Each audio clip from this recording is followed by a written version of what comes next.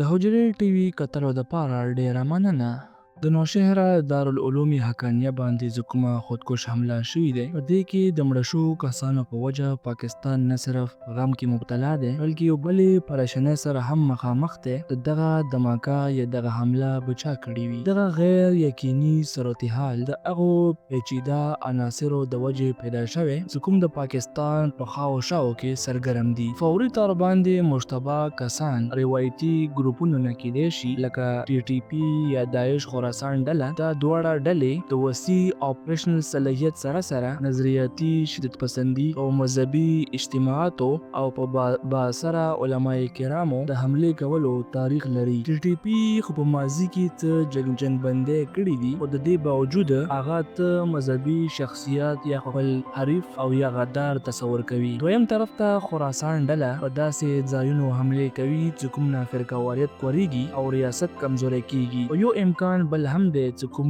نظر انداز کېدلی نشي، هغه دا چې پاکستان کې څه سني مدرسې ایران سره ښه تعلقات نه لري او د وجې د دیوبندي مکتب فکر مدرسې ټارګټ کېدلی شي. خو که داسې وه نو دا به یو خطرناک عمل وي، ځکه چې په موجوده وخت کې د پاکستان او د ایران تعلقات ډېر ښه نه دي. په دې ټوله معامله کې د افغانستان صورتحال هم نظر انداز کېدی نشي، ځکه طالبان پخپله هم مختلفو ګروپونو کې تقسیم دي. په افغانستان کې داخلي تنازعات یا د بیروني دباو د وجې کېدای شي دغه حمله شوې وي، او په پاکستان کې موجود کوم طالبان حامي خلک دي هغو ته یو پیغام ورکول دي. اوسه پورې ته ګروپ هم د دې حملې ذمهداري قبوله کړې نه دی، چې کوم دغه معامله نور هم پیچیده کوي. خو دغه ټولو عواملو په مابین کې چې پاکستان ته د کوم شي ډېر زیات ضرورت دی، هغه سیاسي استحکام دی. ملک مخکې نه معاشي مشکلاتو او اندروني سیاسي اختلافاتو سره مخ دی، او په دې وخت کې که د تشدد یوه نوې لړۍ شروع شوه نو ملک به د عظیم عدم استحکام شکار شي. په موجوده وخت کې پاکستان ته د اتحاد او د ښې حکمت عملۍ ضرورت دی.